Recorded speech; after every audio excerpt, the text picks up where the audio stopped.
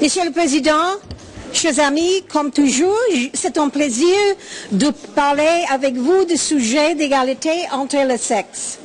It's important that we continue to explore and raise awareness of gender issues, so I want to share with you some thoughts about a theme I will be exploring for my annual report.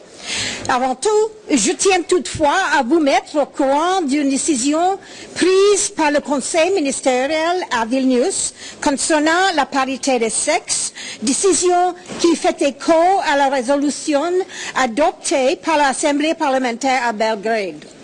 Rejoignant notre résolution sur la parité entre les sexes, la migration et l'indépendance économique, la décision du Conseil ministériel relative à la promotion de l'égalité des chances pour les femmes dans la sphère économique fait ressortir certains des faits dont nous avons connaissance au sujet du rôle des femmes dans l'économie, les problèmes qui restent et la façon de les résoudre. The Vilnius document recognizes the contribution that women make towards a country's economy. But what they wanted to point out was that women continue to face inequities in terms of labor market participation. And they are asking member states to collect and analyze data about the obstacles that continue to exist that prevent women from fulfilling their full potential in the economic sphere. At the same time, one of those obstacles they are speaking about is the sharing of domestic work between men and women. Now, they also wanted to bring attention to women's entrepreneurial and other work-related skills and to incorporate gender aspects into migration policies in order to, among other aspects, prevent human trafficking. And they also wish, at the Vilnius document, to strengthen policy and legal measures that would facilitate and protect equal opportunity for women in the labour market. Now, when the Ministerial Council and the Parliamentary Assembly find common ground and can make parallel projects a priority, a great deal can be accomplished. When the message about the reality of continued gender imbalance in the OSCE area is delivered together by all bodies and their special representatives, it is as if the stars are aligned and a real breakthrough can be achieved. And so I'm excited that we are agreeing, the Parliamentary Assembly and, of course, the OSCE on certain aspects. So I'm going to be participating in a project with ODIHR to look at cross-party caucuses in the OSCE region, women's caucuses, that is. And we're going to see if we can gather valuable information about how parliaments in the OSCE deal with women's issues, the machinery that they have in place, and how those machinery and the issues help to influence the political agenda of the countries. So we will be carrying out a survey together to identify parliaments that host women's caucuses. Now, this project, we hope, will result in a better understanding of whether these caucuses are effective, and it will collect best practices where there are any and look at lessons learned. At the same time, it will help us understand the different barriers faced in the different regions. Now, there is no magic solution, my friends. There is no one answer. I'm sure that we will find that different parliamentary procedures and practices and different ways of electing parliamentarians will require flexible solutions. So I hope I can count on you to serve as a focal point of contact when your parliament is approached. I encourage all of you who are here today to cooperate with ODIHR on this project and to provide the responses they seek in their survey, which you will receive later this spring. And of course, the results will be relayed to you in autumn.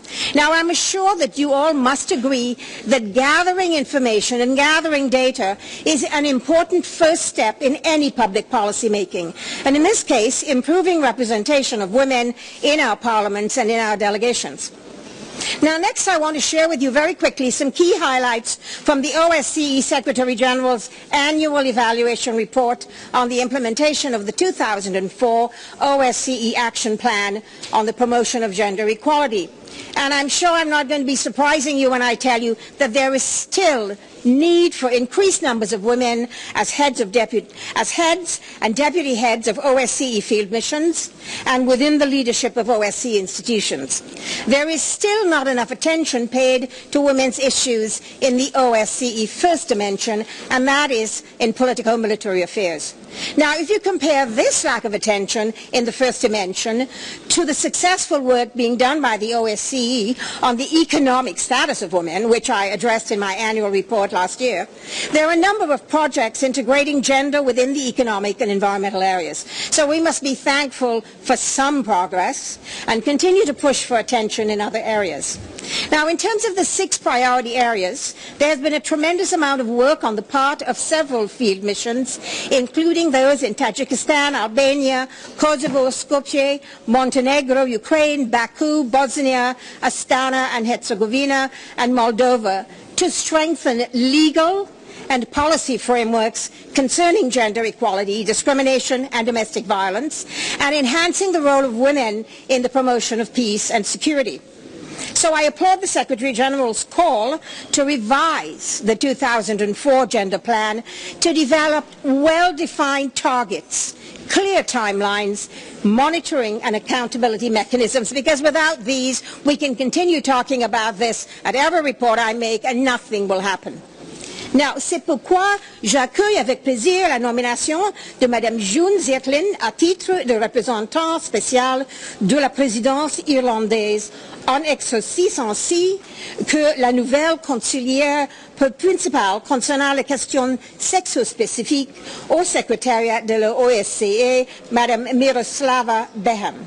Je me réjouis d'avance des relations fructueuses et axées sur la collaboration que nous entendrions, j'espère que nous trois, de concert avec les autres intervenants pour les questions sexo-spécifiques au sein de la OSCE, pouvons promouvoir le souci de l'égalité des sexes au sein de notre organisation et donner une impulsion au processus de mise à jour du plan d'action en faveur de l'égalité des sexes.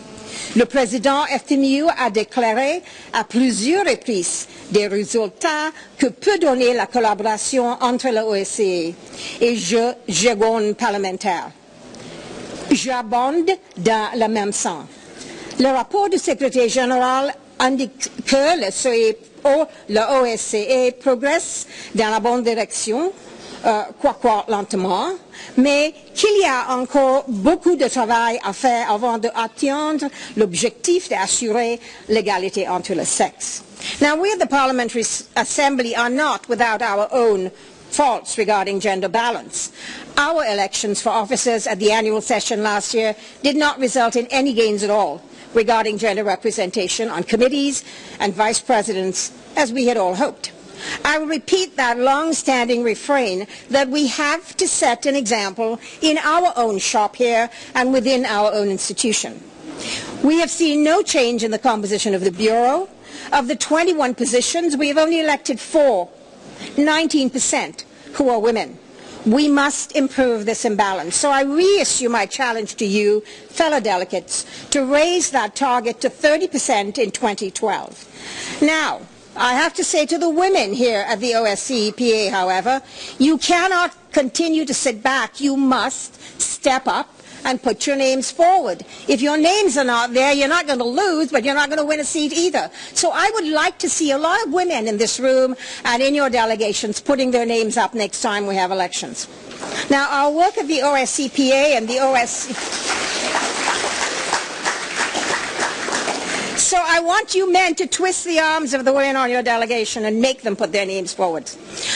Our work at the OSCE PA and at the OSCE is invaluable, not only to raise awareness about gender issues and equality, but also to eventually make equality a reality in the lives of men and women. Now, while it seems as if this journey towards equality entre sex is never ending, the objective is worth it. If we can create opportunity for all of our citizens, men and women, to participate fully and contribute fully to the overall progress of our nations, we would have done something very important. Now, this means that even countries of the OSCE where we believed we have achieved gender equality, and these are the Nordic countries, we need to be watchful for erosion. For instance, in Canada, where we believe that we have done very well with regard to gender equality, there was a shocking case recently where 4 women in the same family, including 3 teenage daughters, were murdered by their father and one of their brothers because they were women, and in the name of family honor. Now, the father, his current wife, and the brother of the girls were found guilty by the courts of premeditated murder and sentenced to life imprisonment. There is no death penalty in Canada. But the point here is that equality between men and women, the freedom and autonomy of both, is not a simple equation. There are subsets of race, culture, religion, ethnicity, indigenous status, refugee and immigrant status, sexual orientation, and gender identity that act as double, triple, and multiple barriers to gender equality. And this egregious example of honor killing in a multicultural and progressive country like Canada serves as an example that we must continue to be on guard. In the region of the OSCE, there is not a single country that can pretend that they do not have to keep their eye on the ball in terms of continuing gender equality. And this leads to my final point. In Monaco, the introduction of my annual report topic will be about exactly this, the cross-cutting issue of gender and minority status and the condition of women belonging to national, religious and ethnic minorities, notably Indigenous and Roma and Sinti women in the OSCE region. And to a certain extent, this topic is an extension of the theme explored last year. Having established a basic understanding of how women face barriers that prevent them from achieving economic autonomy, I want to now explore how the most vulnerable of these women, those that belong to minority groups, face additional challenges that prevent them from participating not only in economic activities, but in the political and social life of their societies. These include access to education and employment, healthcare services, electoral office, and the subsequent poverty, exploitation, susceptibility to trafficking, slavery, and domestic and societal violence many of them face because of systemic discrimination and stereotyping. In the end, these women face a double burden. They are women and they belong to a minority group. Minority women are present in all of our countries, but their access to and their participation in political, economic, and social life varies. In some cases, there are tremendous differences even within societies. For instance, again, and I want to point to my own country, Canada, despite the rights and protections guaranteed to minority groups under the law, there are still examples of societal and domestic violence like the one that I told you about earlier. Aboriginal women in Canada have the protection of our Constitution, yet they are still the most vulnerable women in our society. CEDAW, the United Nations Commission for Women's Equality, has decided to conduct an inquiry into 550 cases of missing and murdered Aboriginal women in Canada.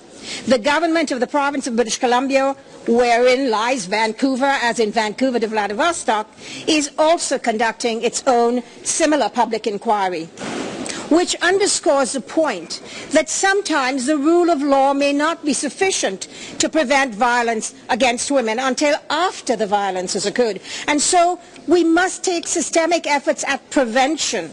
We must continue to be vigilant. Public education, awareness programs, school programs, and sensitivity training within institutions of our police, our justice institutions, our courts are also needed on a continuing basis to teach the importance of non-discrimination, of respect for each other, and the right of every human being to coexist in dignity and respect within civilized society. While I've referenced Canada, The strides made by women belonging to minority groups in the United States is well documented, but success and advancement for all women is still not realized in that country because of minority status. In Europe, the plight of the Roma and Sinti people is experienced differently by its women than its men.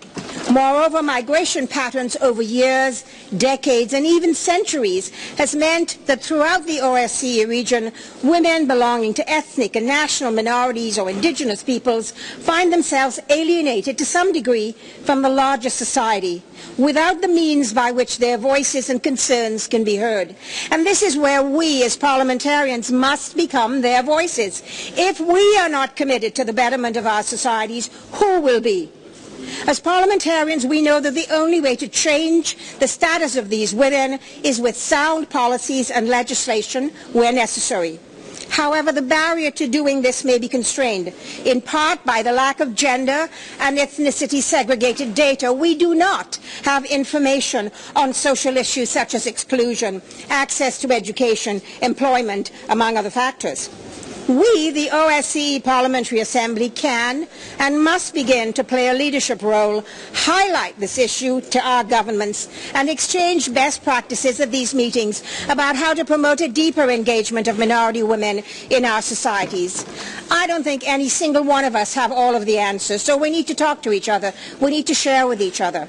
I encourage all of you to consider the condition of minority women in your countries and to contribute to an exchange on this topic at the annual meeting in Monaco.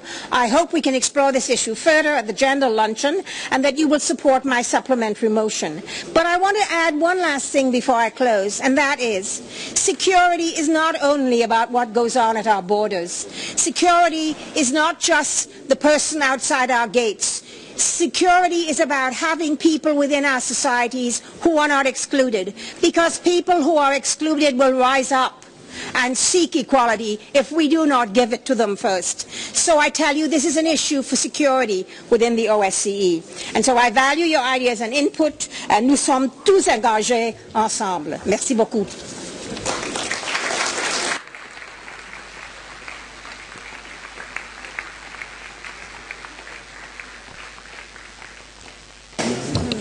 Thank you, Heidi. C'est la Marianne de la Révolution française. I have three colleagues in the list: Jordana